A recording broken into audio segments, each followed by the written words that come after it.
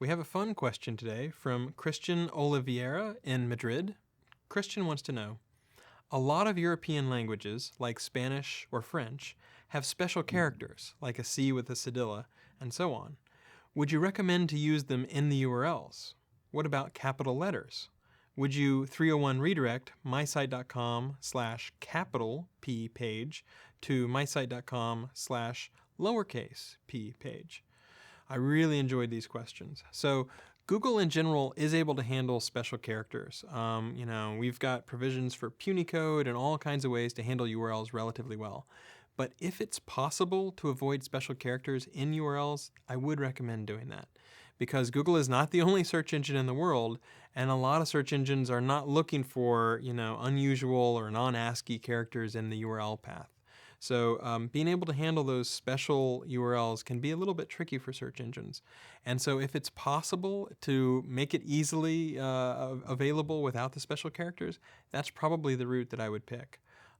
Otherwise, if users see, various percents and escaping, they're a little less likely to copy and paste that. They're sometimes a little less likely to mail that, or the URL might get long, it could get truncated, those sorts of factors. Now, the other part of this question was about capital letters, and I really enjoyed that. In my experience, a lot of people want to use a capital letter, in the URL path or even in their domain name. And for me, at least, as a user who's been on the web for a long time, it looks a little non-savvy to have it in the domain name. Because domain names, it really doesn't matter whether you have a capital or a lowercase letter. So to see a capital example site.com or, in an email address, bob@examplesite.com, to me, it looks almost a little amateurish. And it's very easy for users to get mixed up. Like they go to one URL path with a lowercase p, and they expect to get the same content that they would get if they go to /uppercase p. So if you have the option, I personally would recommend making pretty much all of your URL paths be lowercase.